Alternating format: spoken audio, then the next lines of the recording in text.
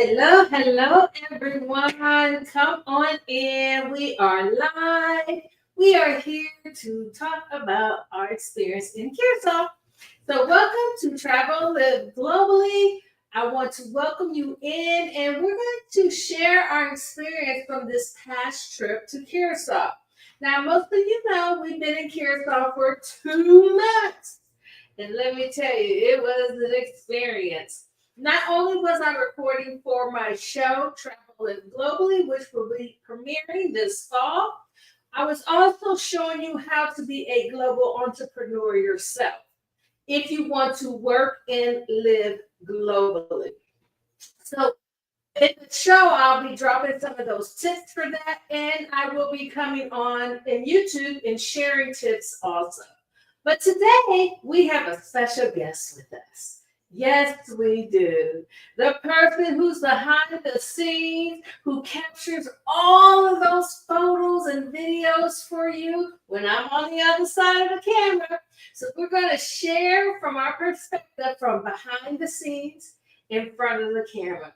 And today we got Renee Maxwell joining us so that she can share her experience also from a traveler and a co-producer of the show Travel Live Globally.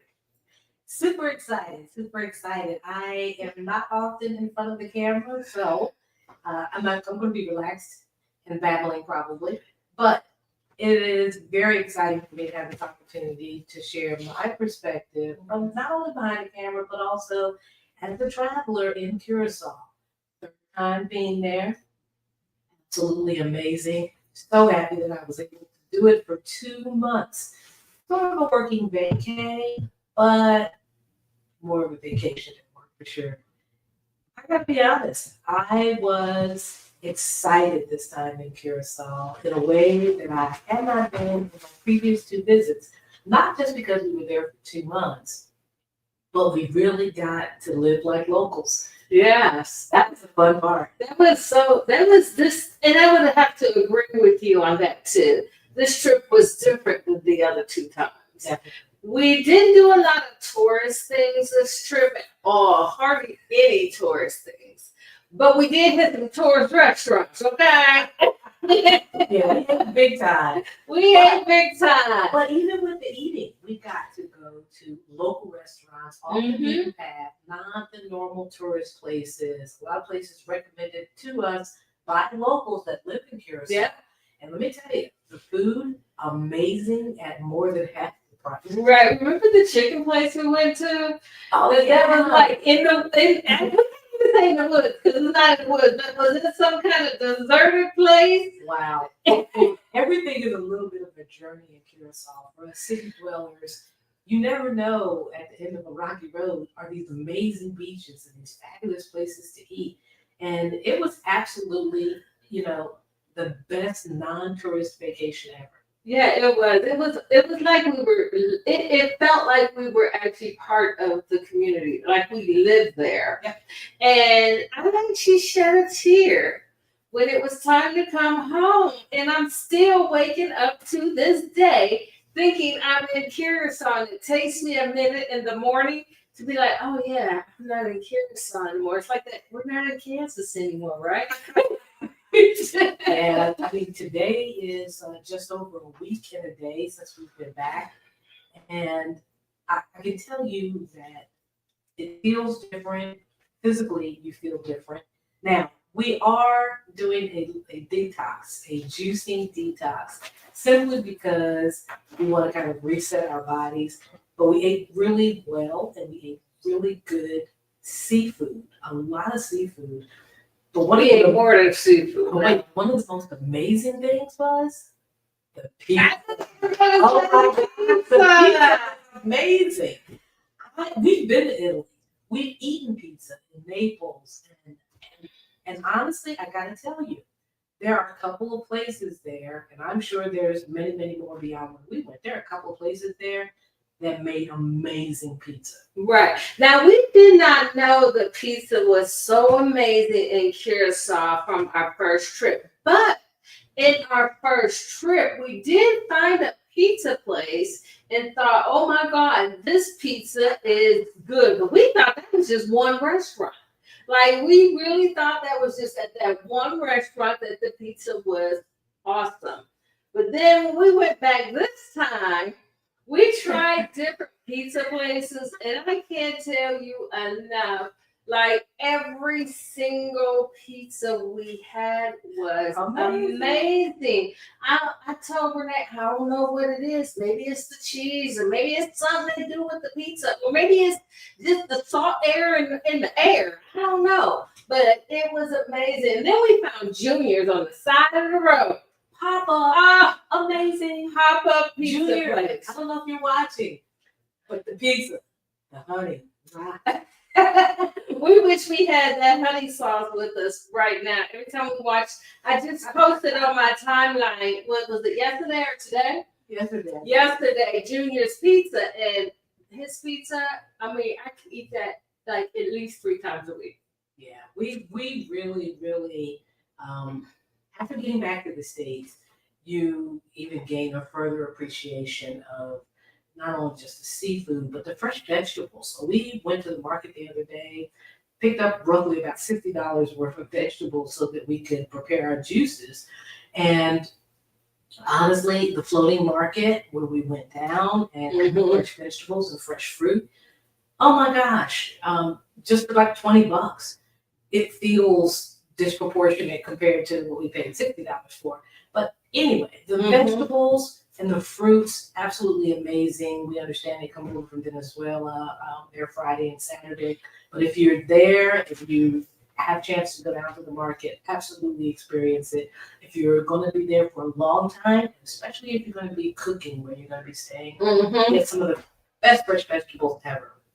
Now, speaking of the fresh vegetables and fruit, what I'd like to share with you is that this is a desert island, right? So they don't grow a lot of the vegetables and fruit that you will find in the market because it's a desert island.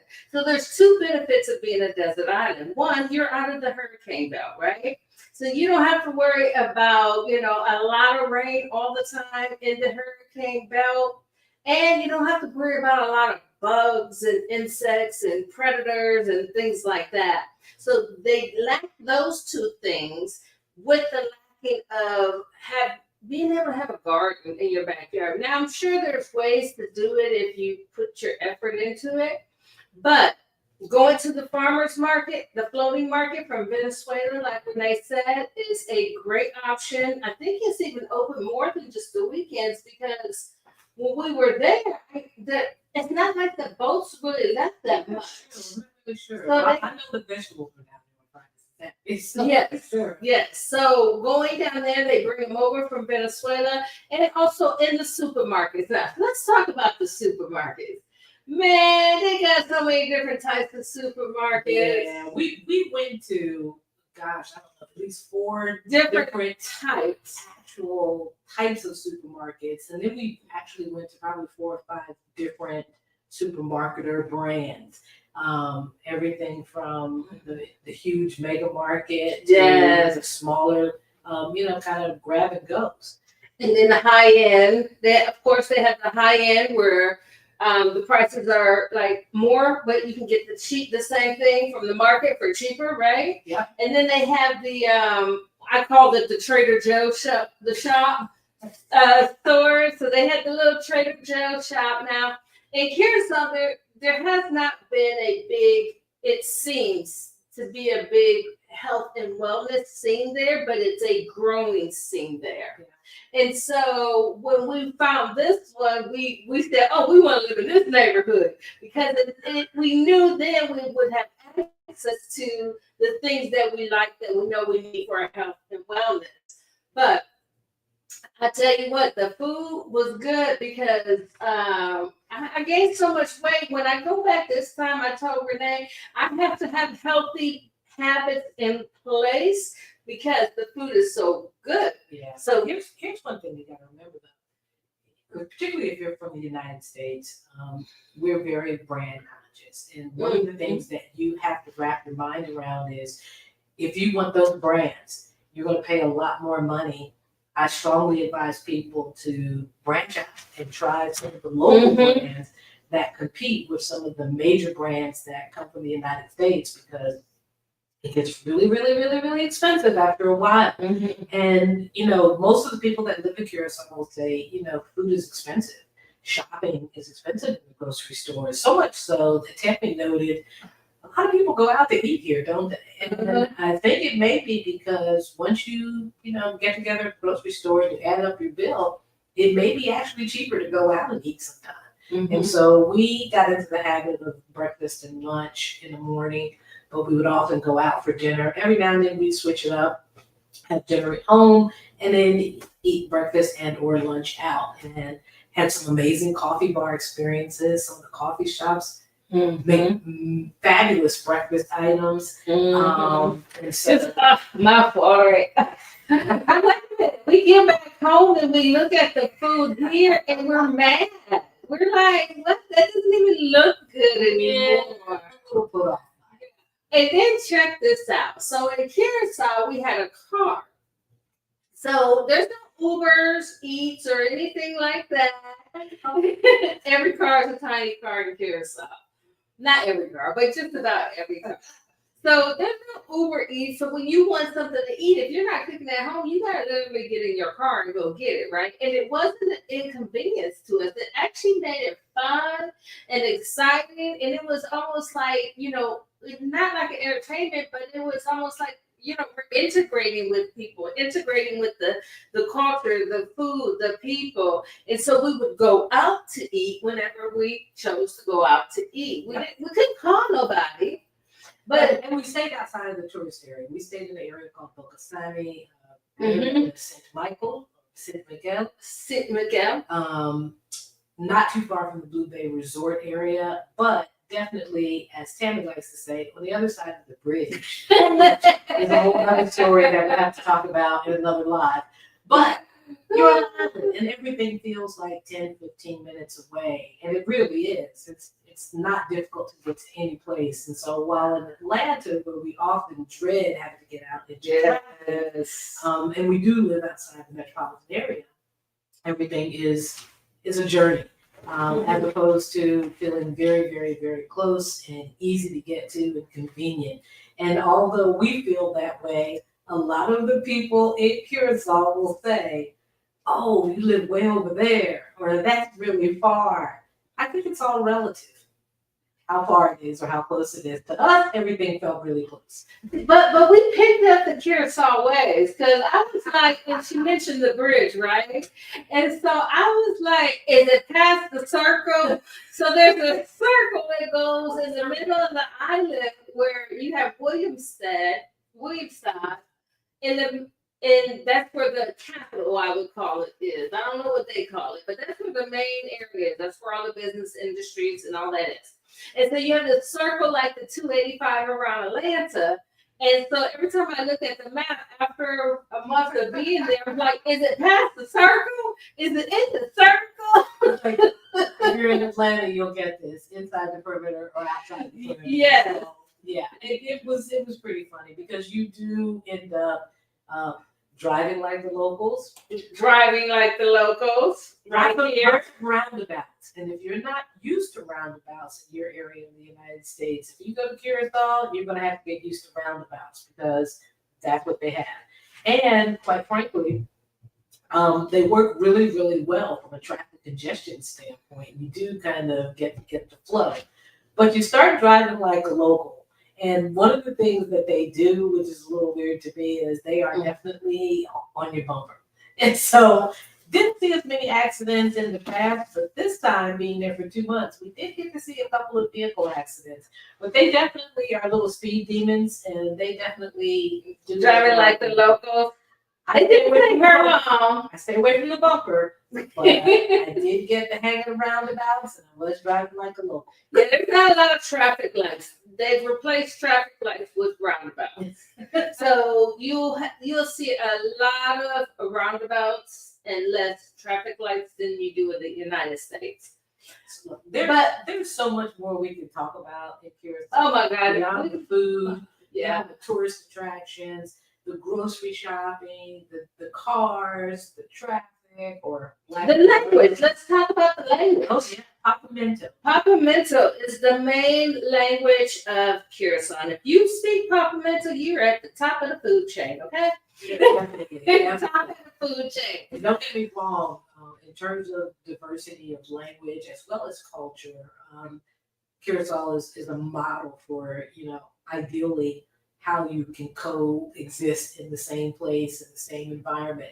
But Papamento is the number one language, followed by English and Dutch. And well, I think Dutch is next, and then Spanish. Right. There might be a tie between Spanish and Dutch, and then English. Everybody speaks all the languages, but their preferred way to speak would be probably Papamento, Dutch, English, and then maybe Spanish. So I am not savvy in the language at all.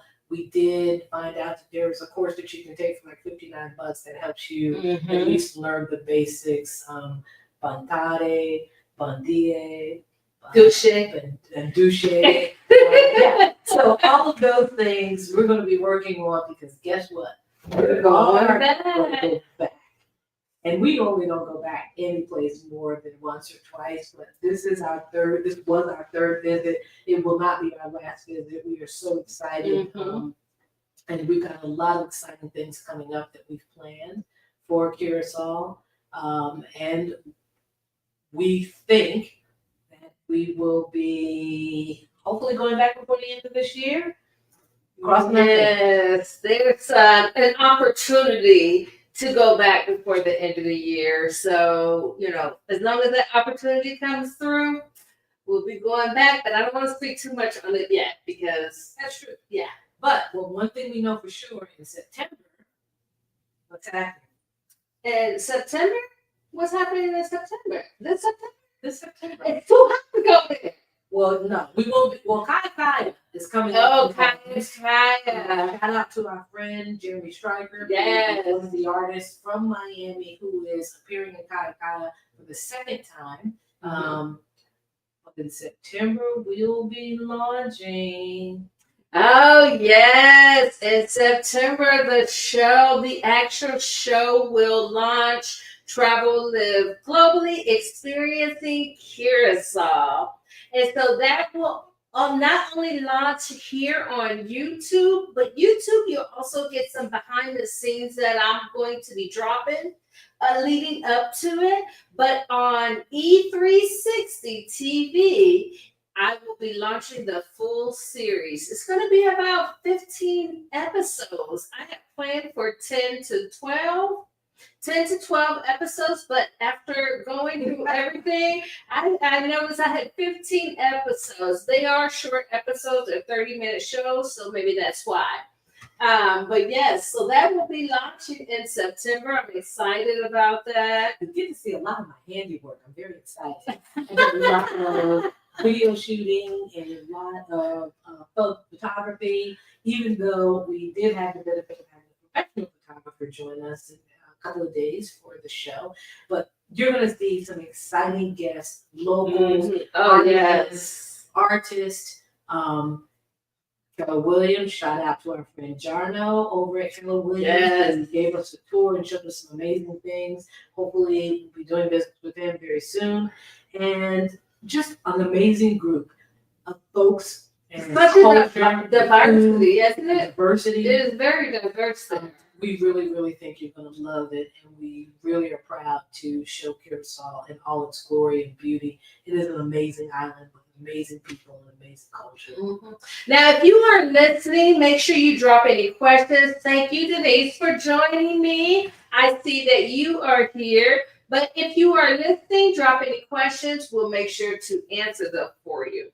So one of the things that we're going to be doing is taking retreats. Now, it's interesting, before we talk about the retreats, it's interesting because in Curacao, the first 2 weeks that I was in Curacao, I had decided this was not the place I wanted to spend a lot of time at. And typically I say 3 times is a charm, meaning visit a place 3 times and you'll know by the 3rd time if that is a location you want to spend more time at, right? So within 2 weeks of visiting there, they have this thing I call island time on top of island time on top of island time, okay? And I didn't know if I could deal with that much island time. I've lived in Costa Rica, and so I know what island time is like. But Curacao took it to another level for me. Keep in mind, though, they are new to the tourist industry, so there's some adapting that needs to happen. But within the first 2 weeks, I was like, Curaçao's not the place for me. But the longer I stayed there, the more the island grew on me, the more I fell in love, the more it felt like home. Instead of, going with my first instinct and being stuck in my mind, like, no, this isn't it, and being stubborn, I just allowed it to happen. And I tell you what, it is a place that I would spend lots of time in. It is a place that I would invest in. It is a place that I would live in. So, with that being said, one of the things that we want to bring is retreats. We'll be co-hosting these retreats together on most of them, but there's 4 types of retreats I want to bring. And so, if you are listening to this, I'm going to drop a link when we get off of here because I would love for you to fill out the survey on the type of retreats you would like to see or be in or attend in Curacao. And so those retreats is an investment retreat first. So invest and live in Costa Rica. In Curacao. I don't know why Costa Rica was on my mind. Scratch that. Let's start all over. My first retreat is invest and live in Curacao. And so that would be a very short retreat, maybe 5 to 7 days. Another retreat that we're thinking about doing is what's the other one? The artists and creative retreats. And that's where I want to bring artists so that they can perform internationally, get their foot in that international door, right? Then there is the history and culture. That is an immersion into the culture. Really get to know why Curacao is Curacao, who the people are of Curacao, and how it really gets into the slave trade of what role Curacao played in that. And then the food of Curacao. So you interested in the history and the culture, that would be a perfect retreat. And then of course, we have the famous Global Entrepreneurs Retreat.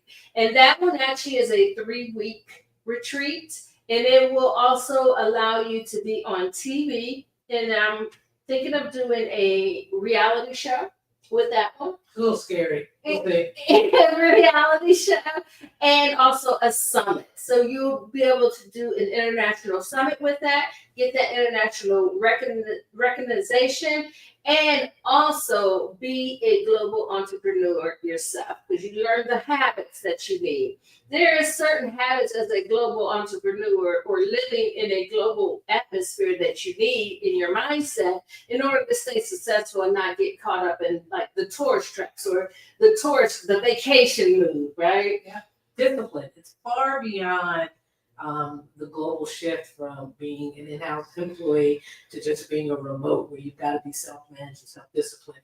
When you are an entrepreneur and you are traveling to these types of locations, it's really easy to get caught up in the beauty and the splendor and almost forget why you're there. And so while I thoroughly enjoyed the remote working environment, it did require a certain amount of discipline. I'm all for Friday beach days. We took advantage of the work week in that I could kind of check out and go to the beach during the week when it's a little less crowded, less people. But from a lifestyle standpoint, merging your work and your quality of life and lifestyle together does take a certain amount of planning and forethought and discipline. And so I would say definitely if you're interested in leaving the United States, or if you're interested in doing business outside the United States, globally, and Curacao is an area that you're interested in, reach out to us through our Facebook page or through our YouTube channel. And we're happy to provide some light and some guidance, and also tell you about the opportunities that we have coming up. 2026 is going to be an exciting year for traveling globally for Tammy Renee. Me in the background. I'm looking really forward to it. And so we hope that something we said today has appealed to you.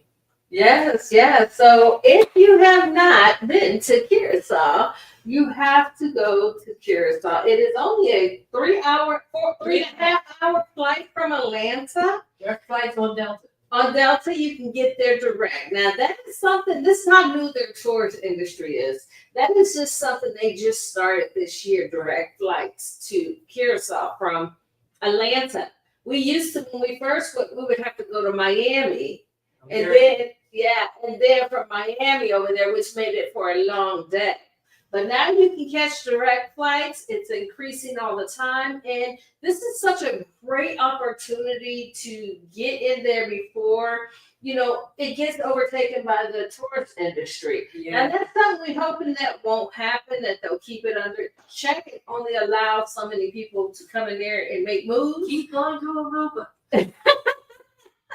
She says keep going to Aruba. Now, I've never been to Aruba, so I have no desire to go to Aruba at this point. I've been to Curacao. That's my hometown right there. What else would we like to share about Curacao? If you have any questions, make sure you drop questions so that we can answer them for you. But I think part of the biggest thing is if you are going to be traveling and you're planning to go to Curacao. They've got 25, almost 30 something beaches. So many different beaches. But if you're not a water person, if you're not a beach person, I would advise you to do your research and find out what else Curacao has to offer. Because most of the people that travel to the ABC Islands, A being Aruba, B being Bonaire, C being Curacao, are water people. They prefer beaches, they like scuba, they like snorkel.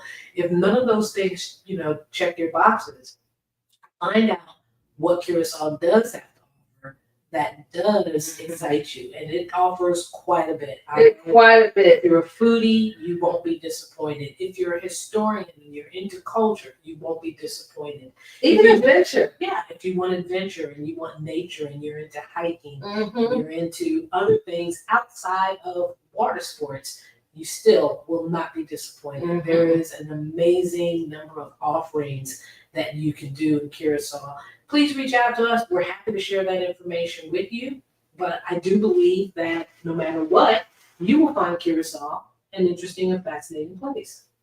So, along with the pizza, what was the best memory from your trip? Ooh. Wow. There was so many. I would say the best memory for me is getting outside of my box. I'm a homebody. I stay in my house here in Atlanta all the time. I don't go nowhere. I don't do nothing.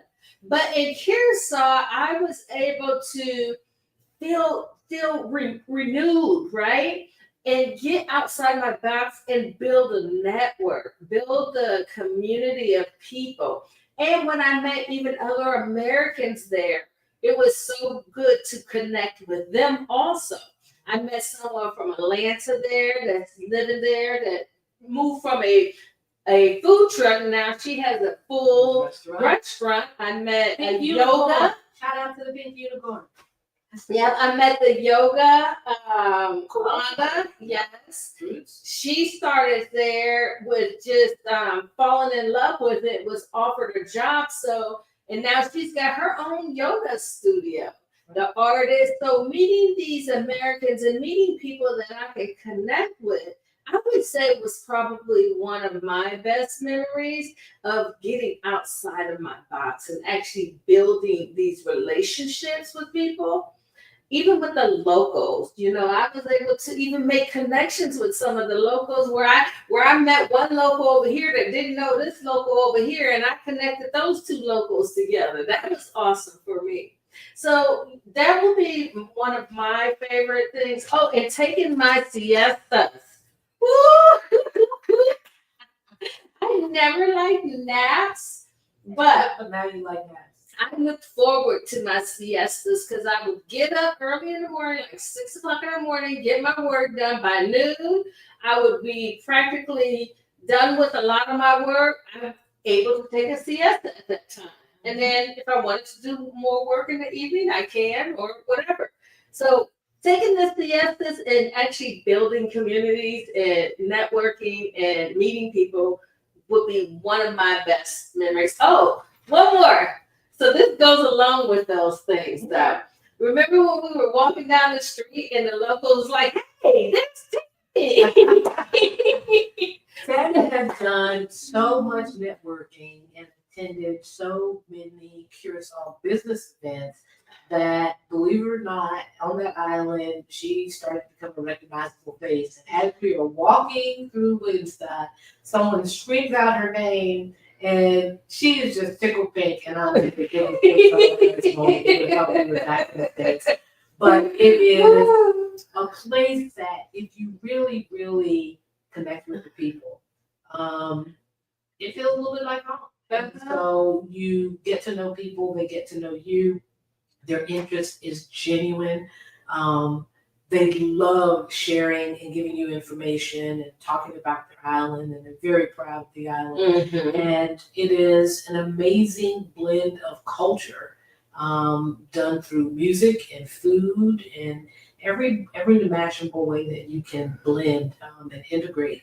It's really quite phenomenal. And I got to be honest. I'm a news person, so I still kept up with the news and watching the news here in the United States and being there in Curacao, it really, really, really made it tough to want to come back home. But this isn't home. Wherever we are is home. We have our kids here and our grandkids here, so we come back to check on them. But we are rejuvenating and gathering and reacquiring our resources and setting things up. And again, we plan on going back very, very, very soon, God willing. And I am super excited because every time we go, we get a little more and more connected, and we stay a little longer and a little longer. So who knows? Maybe this will be 6 months because you can stay that long on your visa. Yeah, Americans have such an advantage. Yeah. So you have to tell, before we end, you have to tell one of your best memories. Oh my gosh. And so many. I had a couple. And the interesting thing is, as much as I love the beaches and I'm fascinated with the water and all of that, my best moments were actually working and connecting with people. I had a really fun moment with a photographer that did some photos for Tammy, and we were sharing experiences and things like that. Had great moments at coffee shops where we are having phenomenal meals and talking with the locals and the people who brought us our food and service personnel.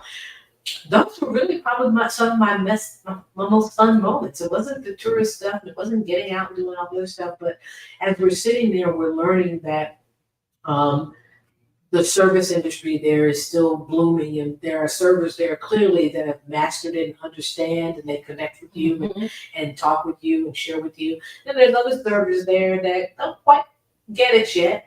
And you may be waiting a little bit longer for your coffee or your food than you may be normally accustomed to.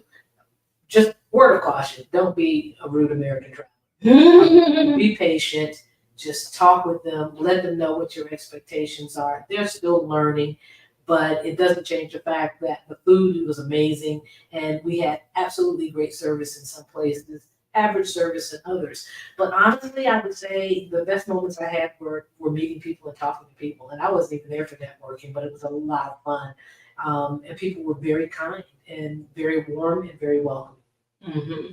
So we kind of have the same best memories, but different ways. Yeah, I enjoyed it.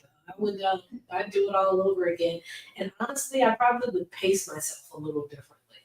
Yeah. Well, you know, we I think next time we go with the intentions of staying, we can pace ourselves because we'll probably plan to stay at least 6 months.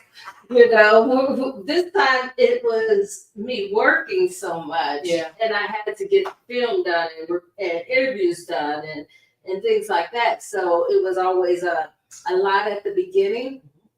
But as time went, it became less, and I started choosing a little bit more on who I was going to interview instead of feeling like I have to interview everyone. So And another great thing, when we're back in Curacao, because of the close proximity to Colombia, we'll probably ooh, you take giving a that little you time giving down that secret for out? our next series after Curacao. Yeah. We have one coming up, Belize, and then after that, Colombia. Curacao provides a really good financial and economic launching pad to go over to Colombia, but they come back to Curacao. Right. So I'm super excited again about the opportunity to go back to Curacao for our fourth time. I'm looking forward to it. Wow. So thank you for listening.